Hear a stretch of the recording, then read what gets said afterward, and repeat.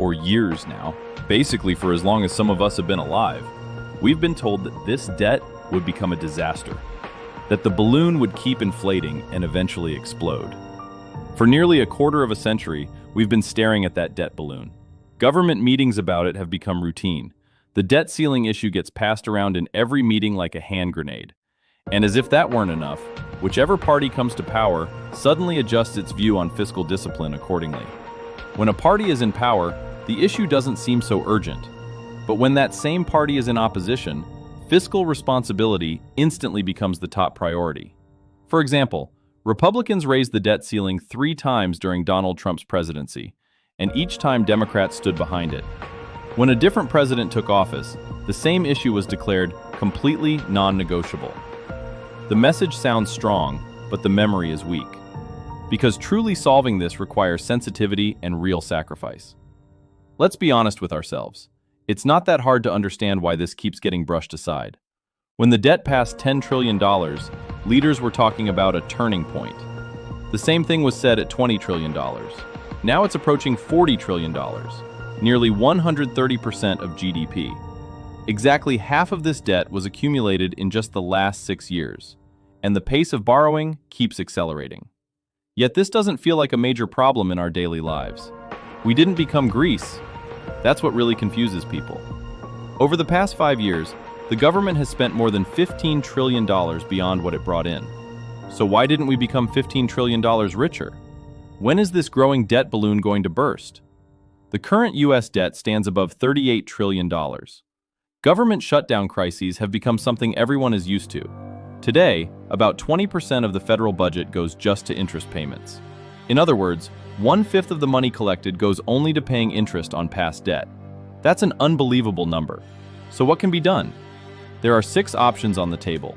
Grow and develop our way out of it. Inflate it away. Raise taxes. Cut spending. Become like Japan. Or keep postponing the issue.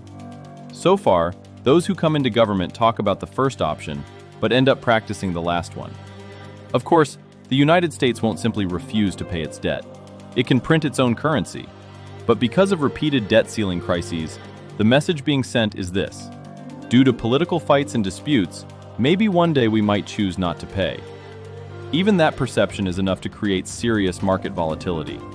After the 2023 crisis, the U.S. credit rating was downgraded from AAA to AA+. That means we are no longer seen as completely risk-free.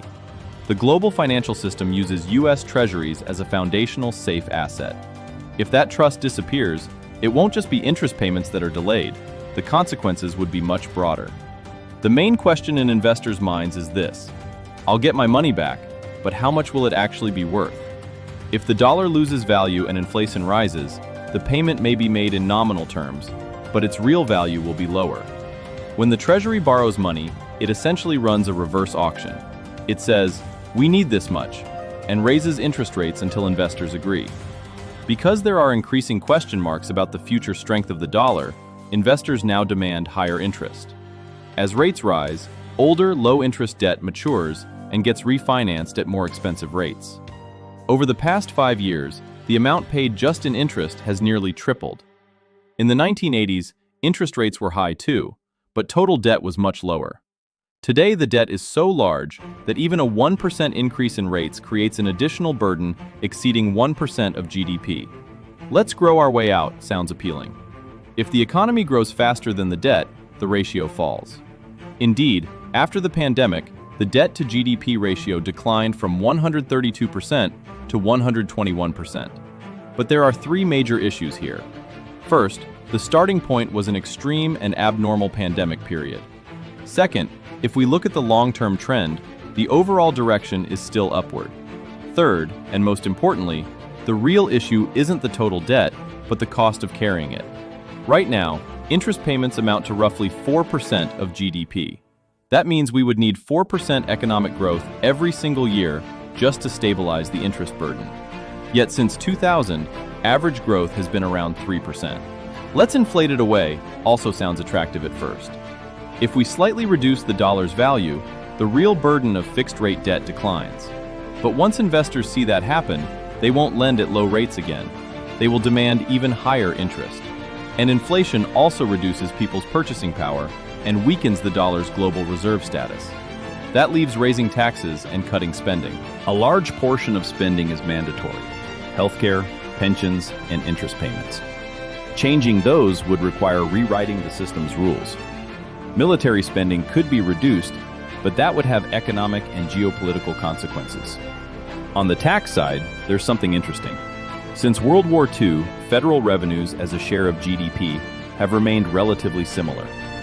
In the 1950s, the top income tax rate was as high as 90%, yet total revenue as a share of GDP was close to today's level.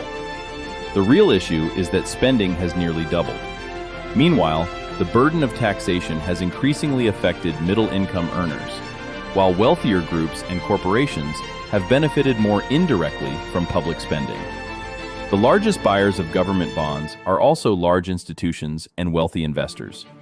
In other words, they are the ones financing the budget deficit. The logic goes like this: if they can find the money to buy treasuries, they can find the money to pay taxes.